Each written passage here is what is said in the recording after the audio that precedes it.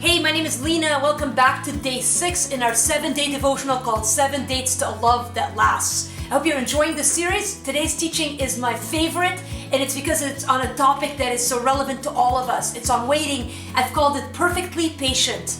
And the truth is, none of us are perfectly patient, but God is intent on making us. And it turns out that waiting is the way. It's God's way. And no matter if you're dating or married or single or whatever category you qualify to be in, you are alive. That means you are waiting for something. And that waiting is exacerbated in your singleness as you're in the dating process waiting to be married. And so there is good news. Here's what God promises to those of us who are waiting. In Isaiah 64 verse 4, He says, "From of old no one has heard or perceived by the ear, no eye has seen a God besides you who acts for those who wait for Him."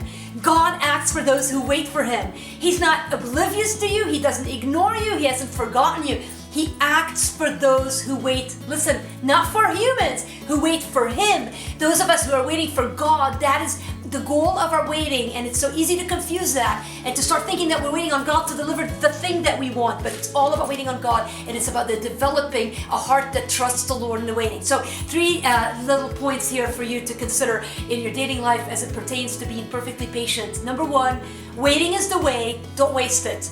Don't waste it. Hey, you and I can multitask like a champ or like a boss. And you know that you can be waiting and you can be serving. And you can be waiting and you can be giving. And you can be waiting and you can be traveling and loving those who need to be loved. And opening your homes to those who need to have an open home. And traveling on a mission field. That you don't waste your waiting. Use it for God's glory. You are single today if you're not married yet. That means you have time to do multiple things. You can be waiting on the Lord, and you can be serving, and you can be doing acts of mercy, and you can be fighting on behalf of the marginalized, and you can have a vision for all that God wants to accomplish for His kingdom, and you can be a part of that. So don't waste your waiting. And remember, by the way, in dating, don't be discouraged if it's taking some time. There are no shortcuts to dating and marriage.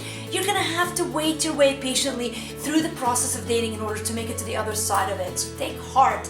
If you're dating, be patient. There's a journey that you're on. Remember, we're going somewhere, and that road sometimes takes a detour, sometimes goes over obstacles, and sometimes just simply has to take a rest for a while before it comes back onto the road and makes it to the end. So don't waste your waiting. Number 2, waiting can be wearying. Watch out for it. We all get weary in the waiting. That is one of the risks of waiting. And I found that in waiting, there are joy stealers and there are pits. And we need to watch out for joy stealers. And the most common joy stealers that I have found are comparison.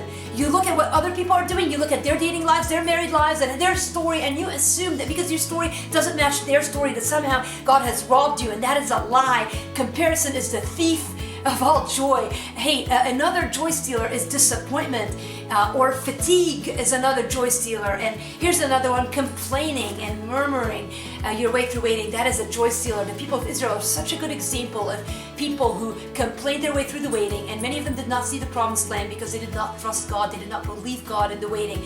Don't let anything steal your joy.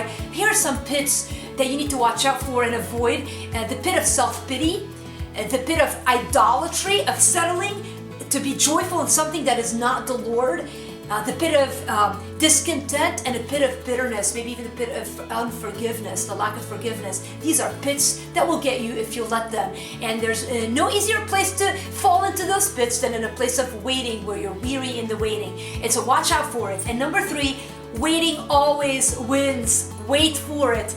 Waiting always wins. Don't give up in the waiting. Over and over again in His Word, you'll read verses and words that God has given us, promises. And one of my favorites is in Isaiah 40:31. They who wait on the Lord will renew the strength. They will mount up with wings that like eagles. They will run and not be weary. They will walk and not faint. Another favorite of mine is Psalms 27:13 and 14, where the psalmist says, "I would have lost heart unless I had believed to see the goodness of the Lord in the land of the living." Wait on the Lord, be of good courage. Wait, I say, on the Lord. But again, wrapping it up with Isaiah 64:4, God has some awesome things planned for you who wait for Him. Don't give up in the waiting. Be perfectly patient in waiting. This is stop number 6 in 7 Dates to a Love That Lasts. And I'll catch you next time in our last of the series. And I can't wait to be back with you next time.